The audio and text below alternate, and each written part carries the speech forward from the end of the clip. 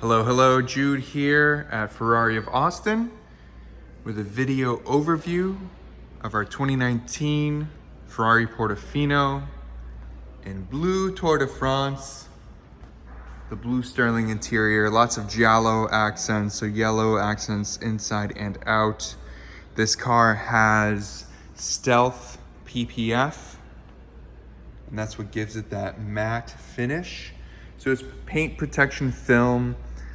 Make sure that the paint underneath is protected over the whole car, and it also gives it this sort of frosted satin look, which is absolutely spectacular. I like that you can still get the metallic fleck through that film, and it's not covering up the car per se like you see with like a wrap, for example. But it's best of both worlds because you still get the color of the car, you still get all the glitter from the metallic paint, and you're protecting your paint as well. This car has tons of equipment, and I'd like to get into some of the features with you now. So parking sensors front and back here, you can see that. Ferrari's advanced headlamps. This car does have the upgraded wheels with the yellow calipers, or giallo as we say in Italian. My Italian's terrible, please bear with me. Ferrari Scuderia shields on the fenders, which is fantastic. Here's a view of the back. And to get into the rear, you can either hold down the button on the remote. There's also a trunk release inside, but let me show you what that looks like. We're gonna unplug the magnetically attached trickle charger here. It's always important to keep your Ferrari plugged in when you park it. It's just the best practice to remember. Park the car, plug it in. Here's the trunk, and you can see how the convertible top folds into the trunk here.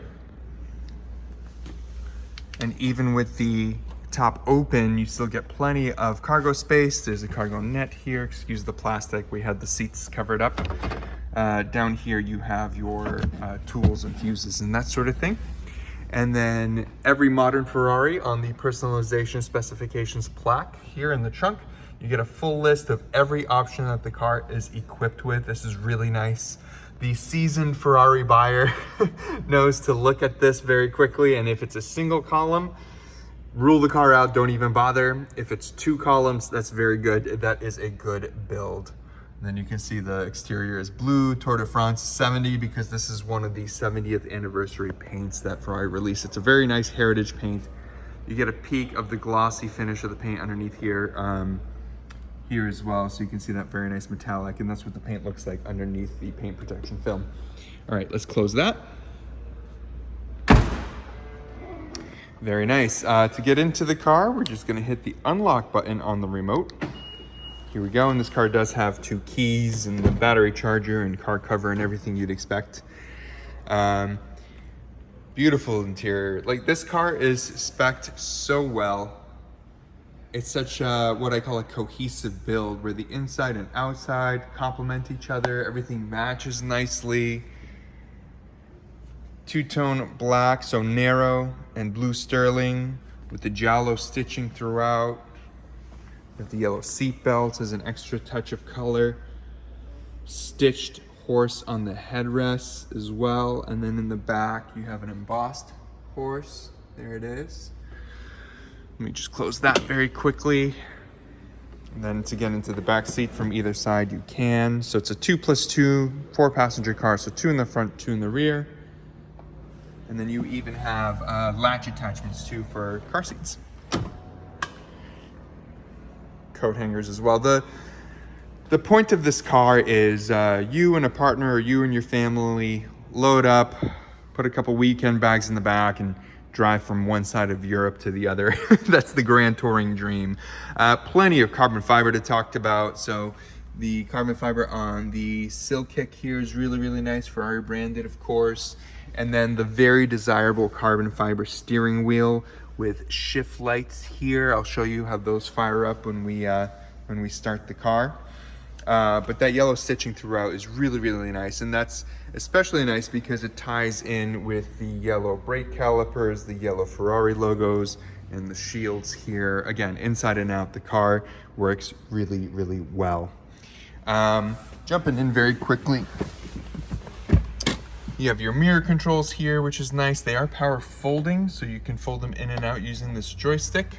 Trunk release, memory settings. These are the full electric seats, so they have full lumbar adjustment, bolster adjustment, and memory.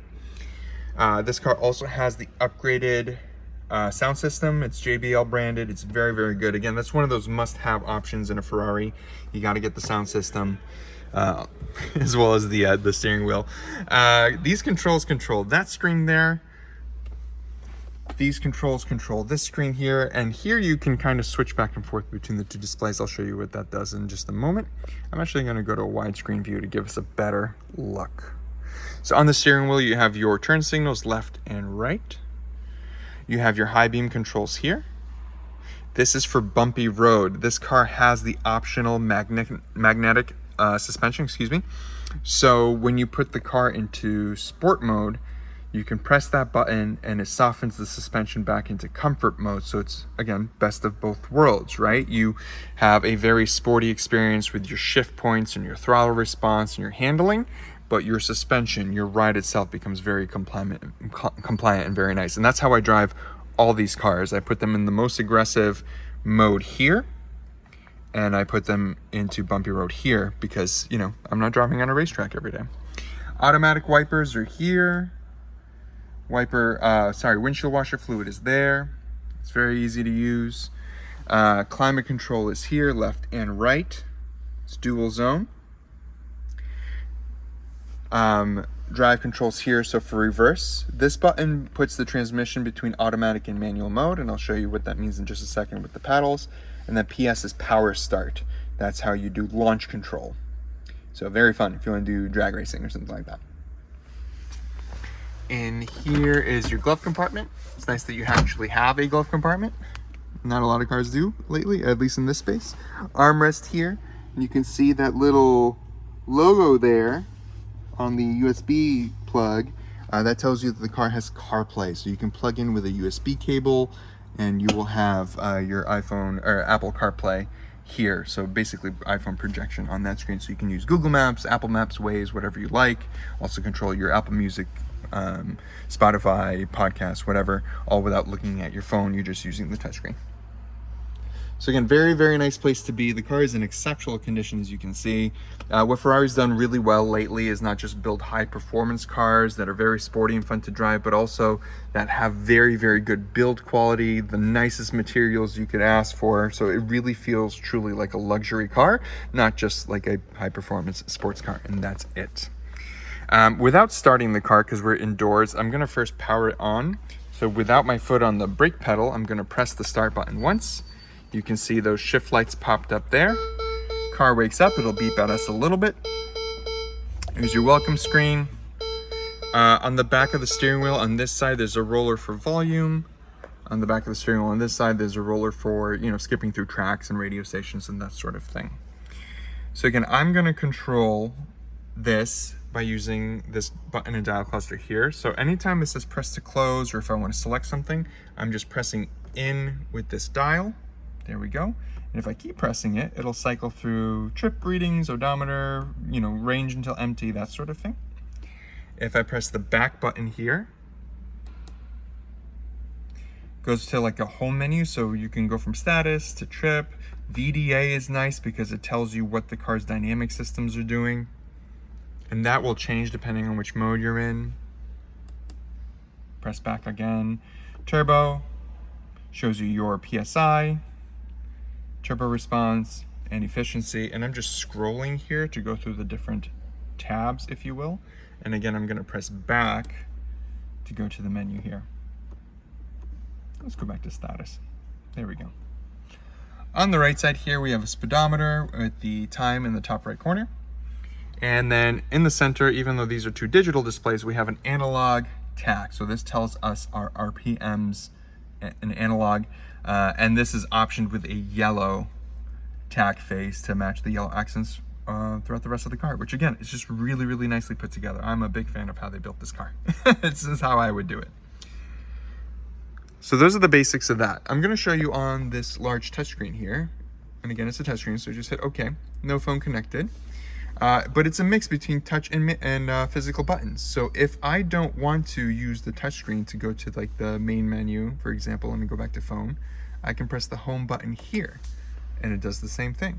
And if I don't want to tap on comfort to bring up the climate control, or for example, the seats control, thermal comfort, seated, these are all the different bolsters and stuff that you want to do. I can use this instead. So you really is driver's choice on what you want to use. And the passenger has really easy access to this as well. So when your passenger's sitting there, they can tap on their seat and control their seat adjustments, and thermal comfort is seat heating, obviously. It's very nice. You have radio, media, navigation. So if you don't want to use your Apple CarPlay to have your Apple Maps or Waze, you can use the car's built-in system, which is nice. I think Apple Maps and Google Maps is way better, but this is a nice backup just in case your phone dies or if you forgot your wire or whatever the case is. You're out in the middle of nowhere, you're never going to be lost. It's very, very good. Window controls, roof control. I'll show off that in just a moment when we start the car, which I think it would be a good time to do it now. So I'm going to close the door. I'm gonna go back to wide view here. I'm actually gonna pull the car forward because we're a little close to the wall and I wanna have enough room to operate the roof. But foot on the brake pedal, hold this button down until it starts.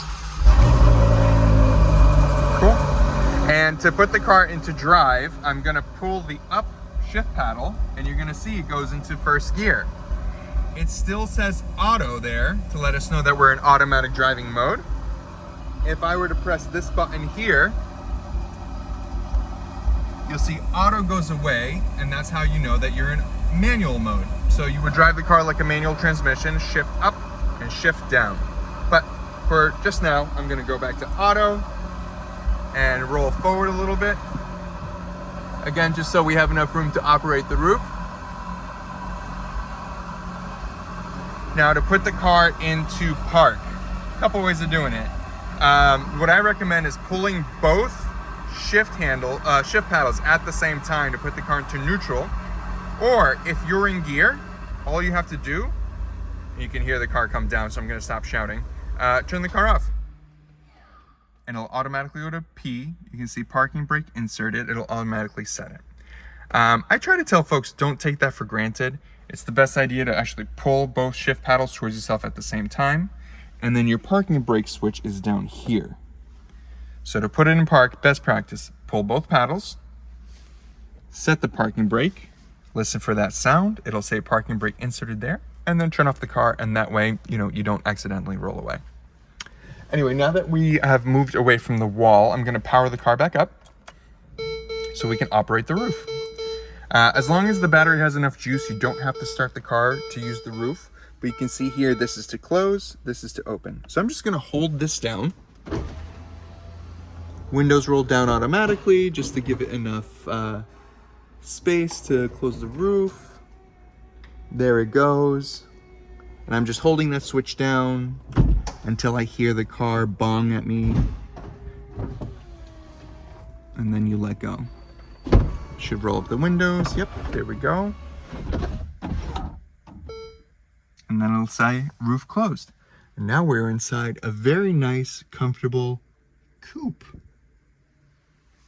It feels and drives just like a hardtop coupe. And most folks, if they don't know what this car is, when they look at it from the outside, will just assume that it's a coupe because it is a hardtop convertible. Like that.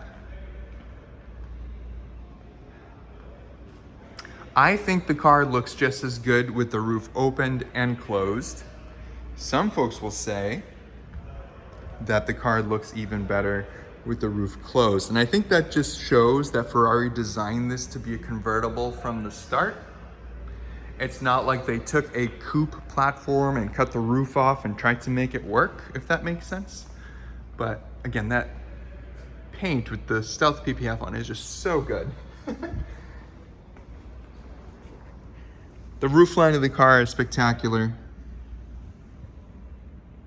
It's so pretty. Let me go to wide view here because it's a little bit tight, but Very, very, very good. I hope this answers most of your questions. Biggest part of my job is to make sure that when you buy the car, you're comfortable with it, you're happy with it, you can use it. So don't hesitate to ask me questions down the road as things pop up. I'm more than happy to give you refreshers, any kind of tutorials, anything like that. We can even do a workshop through FaceTime or even in person, whatever's easier for you. But again, beautiful car. I can't say enough good things about it. It is a car that we know really well. I know really well, having sold it in the past to one of my very good clients. So I hope again that this is helpful, this is beneficial, and I'll talk to you again soon. Thank you very much.